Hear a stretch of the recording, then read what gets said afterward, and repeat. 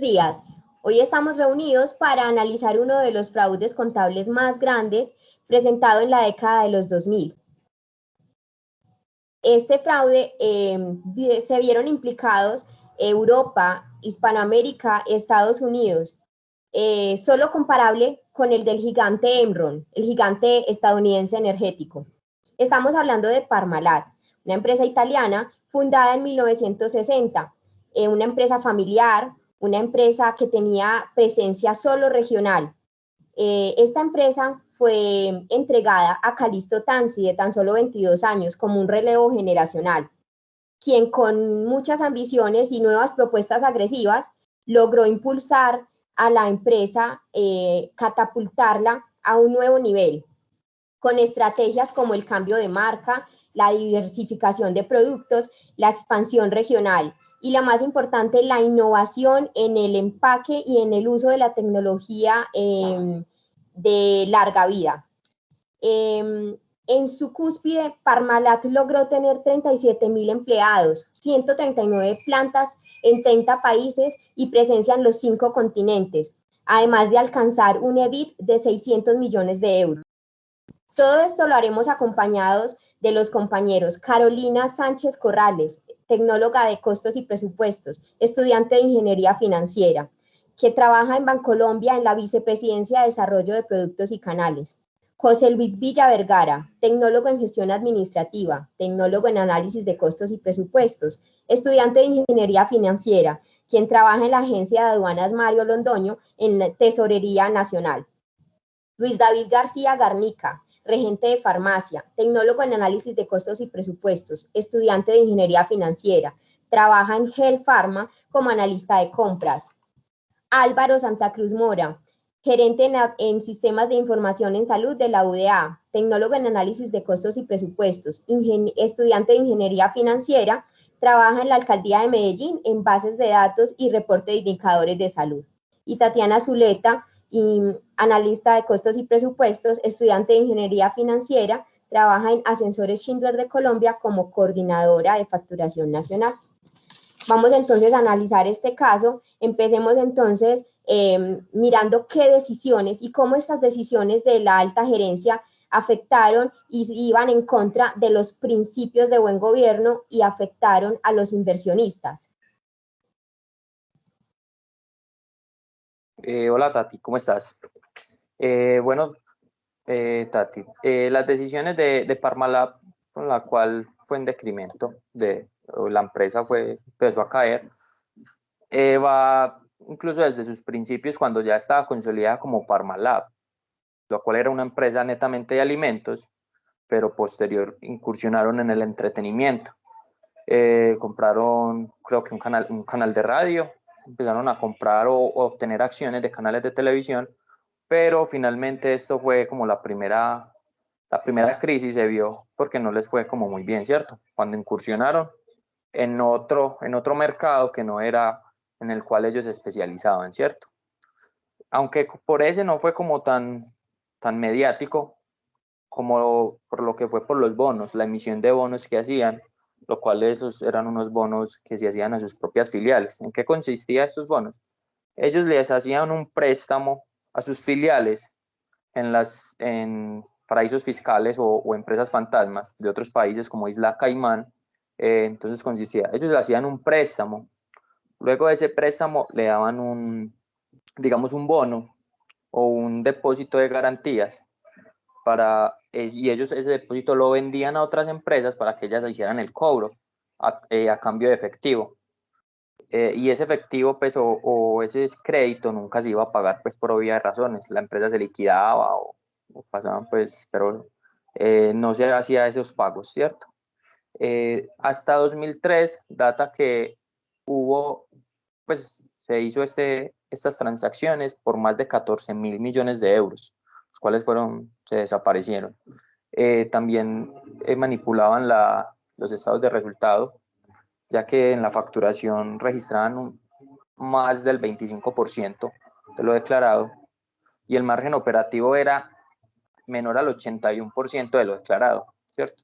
Entonces como que desde ahí empezó como a caer Parmalat y las fechas más graves o donde ya empezó a hacerse el boom mediático por todo lo que pasó fue desde noviembre del 2003 hasta marzo del 2004, cuando un regulador italiano llamado Consob pide claridad sobre sus cuentas y lo que ocasionó pues que desde esa fecha las acciones empezaran a bajar, ¿cierto? Ellos le estaban preguntando especialmente por una inversión de 500 millones en un fondo que tenían en Isla Caimán, el cual era en el fondo Epicurum. Pues Parmalat respondió, habló sobre que ese fondo tenía más pues los activos de esa empresa tenían más de 265.000 millones de euros y que se podía vender o hacerse efectivo en aproximadamente 30 días, ¿cierto? Pero entonces ya una calificadora de riesgos llamado Standard & Poor's, ellos calificaron a Parmalat después de esta noticia y les pues, bajaron su calificación y esto incurrió a bajar las acciones de 3 euros en ese día hasta después de esa calificación a menos de 1 euro. Entonces hubo una reducción bastante significativa. Incluso ya después de que pasó todo esto de Epicurum, se dio cuenta en un balance que ellos en pasivos tenían 604.000 millones de euros, pero en activos realmente tenían 422.000 millones de euros, es decir, eran más altos los pasivos que sus activos. Entonces ya después de tanto boom y de tanta persecución, que ya empezaron a liquidar Epicurum, pero no fue posible la liquidación tan rápido como lo esperaban, porque todos los accionistas, todos los que hacían parte de esta empresa también pidieron que la liquidaran y que le dieran su parte. Entonces fue más difícil de lo esperado y por esos tiempos, ya a mediados de diciembre, tenían que pagar unos eurobonos de Parmalat y que se esperaba que con la venta de Epicurum se hiciera efectiva, pero no pudo hacerse efectiva y no se pagaron en los tiempos estipulados, por lo cual Parmalat se amparó en la ley de la bancarrota y el gobierno intervino para que entonces ayudaran al pago de esto, ¿cierto? Con ayuda de los bancos y otras. La misma compañía de la calificadora, Standard & Poor's, después de que se dio a conocer eso, ya dijo que la compañía que esos bonos, el que tenía bonos Parmalat, las clasificó como bonos basuras. Entonces, y que decían que la empresa no era solvente y que no tenía pues cómo responder. Entonces, desde estas decisiones fueron que empezaron a que la empresa ya empezara como a su decadencia, lo que se conoció ya en su momento. Y pues y también se dio, y creo que eso fue donde ya intervino Estados Unidos, fue cuando Bank of America informó que realmente el grupo Parmalat no tenía ninguna cuenta en el banco de ellos, que ellos descaradamente, así textual, lo indicaban, que descaradamente hicieron una falsificación de sus ingresos o de esa cuenta y que la hicieron con un papel membrete que tenían al momento de la inscripción en el banco. Usaron ese papel membrete para falsificarlo, pero entonces desde ahí empezó ya la persecución del reguladores tanto estadounidenses como italianos pues en su momento y otros pues como Luxemburgo o Alemania, pues que a lo último no se pudo demostrar nada, pero hubo una persecución ya de otros países, pero fue desde esa decisión. Vemos entonces que hubo graves falencias en las decisiones tomadas desde la dirección de Parmalat, pero ¿qué medidas, cuál fue el papel de la junta directiva, de los entes auditores, de los entes de control sobre toda esta situación que se presentó? ¿Quién alzó la mano? ¿Quién dijo algo sobre todo esto que se estaba presentando?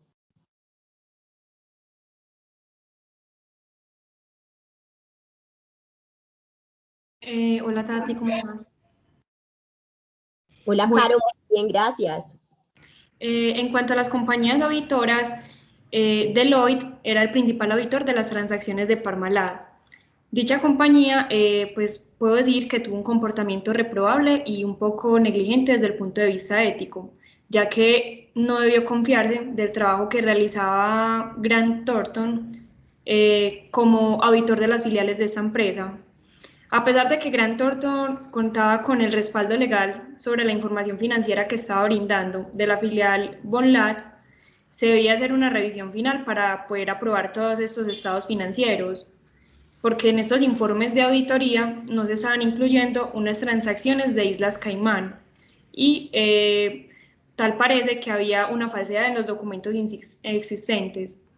Por esta razón, se puede evidenciar esa complicidad por parte de este ente auditor, Grant Thornton, y aparte de hacer pues, parte de este fraude en el que se presentan dos posibles escenarios. Como primer escenario, podemos tener que uno de los empleados del Banco de América emitiera este documento con un saldo irreal. Y como segundo escenario, podemos tener que el documento fuera falsificado y la filial no estuviera haciendo una verificación correspondiente.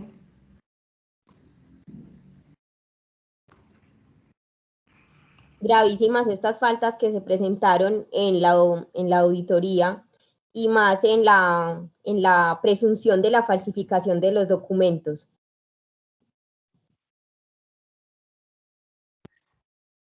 Yo quiero complementar algo a Carolina. Muy buenos días.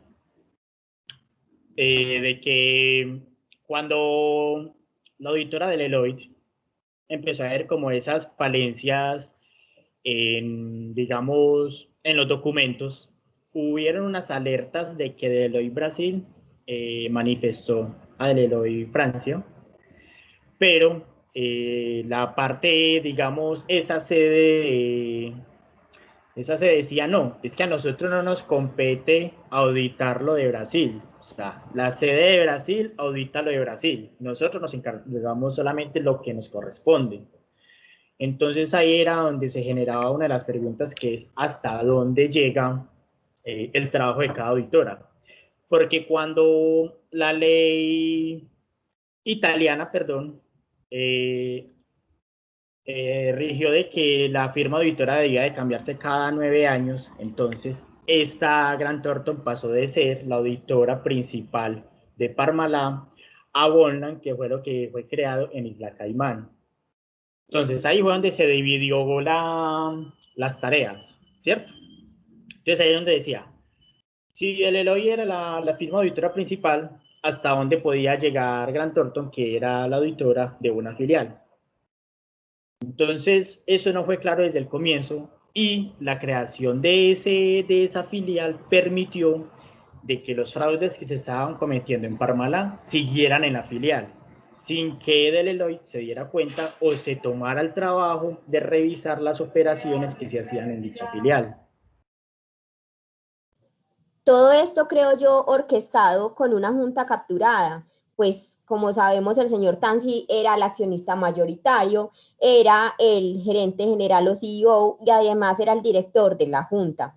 Entonces, en todas estas acciones vemos que eran incoherentes con el buen gobierno y que afectaban en demasía los intereses de los inversionistas, dado que estaban tomados netamente con intereses personales y amañados a las decisiones que tomaban en la Junta, donde las relaciones personales y familiares eran innegables. Ahora vamos a ver entonces qué medidas de buen gobierno corporativo deben implementarse en las empresas de hoy para evitar que esto vuelva a suceder, para evitar que un caso como Parmalat se repita. Hola Tati, ¿cómo estás?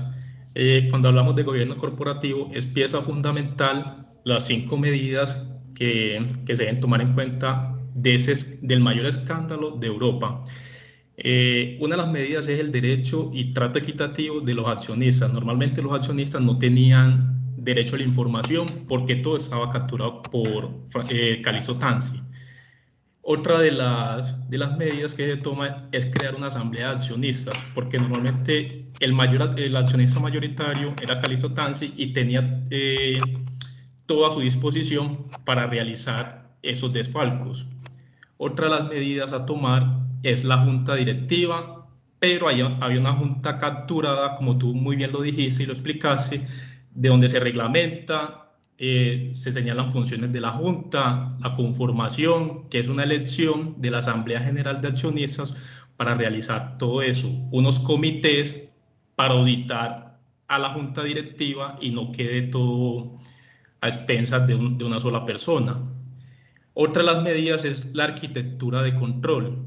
¿Qué riesgos se manejan? Normalmente todas las personas miran que el riesgo es grave, pero normalmente si tú sabes manejar los riesgos, no es así.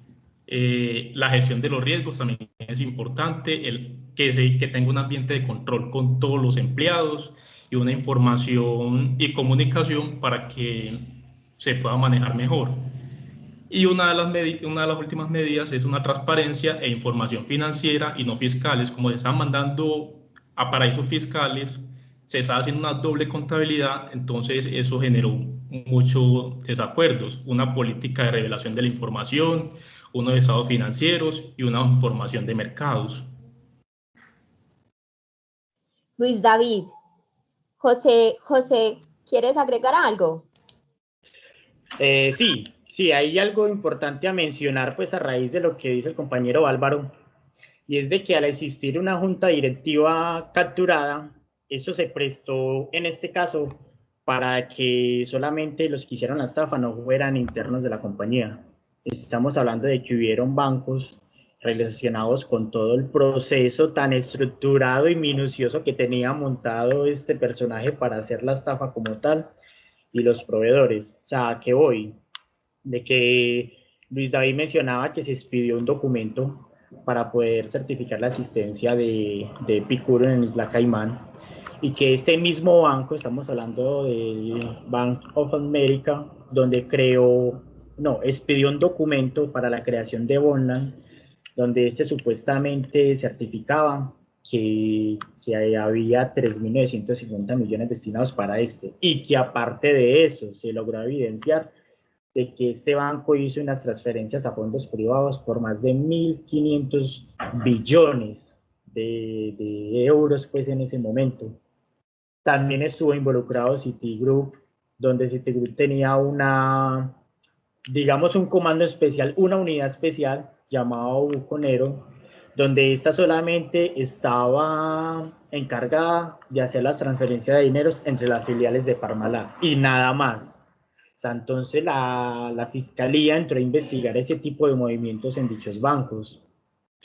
¿Qué pasó con el proveedor, con Tetra Pak?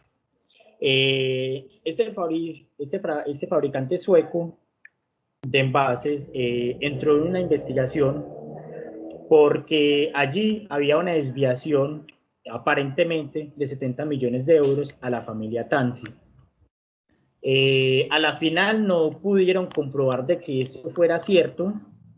Tetra Pak decía de que esas transferencias eran de unos pagos cerrados entre negocios, y que lo que hizo fue devolver cierto dinero. O sea, hasta ahí llegó la investigación. Pero, ¿qué pasa? O sea, ¿a qué voy? Y que le hicieron una junta directiva capturada, donde no hay muchos externos quien pueda regular todo lo que sucede. Eso se prestó para manipular tanto funcionarios internos como a todo, digámoslo así, mercado externo. Vemos entonces que han sido muy graves las consecuencias de todas estas negligencias, tanto al interior de la empresa como a su alrededor, en los entes de control, entre sus proveedores. Todos tuvieron acciones que omitían, que encubrían y que en últimas, los más afectados fueron los inversionistas, pues nunca tuvieron claridad de la información. Siempre tenían idealizado una empresa que en cifras era muy maravillosa, muy rentable, que estaba siempre en alza, y todo esto era falso, y hemos visto con este análisis que desde todos los puntos hubo errores y omisiones.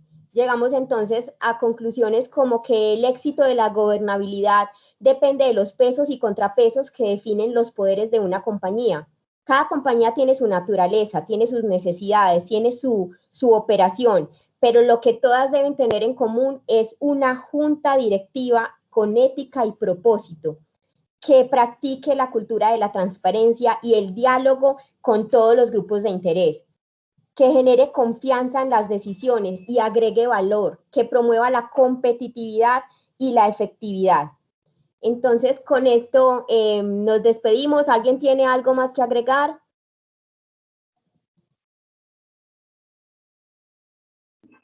No, Tati. Bueno, muchas gracias por acompañarnos y feliz día. Muchas gracias. Hasta luego.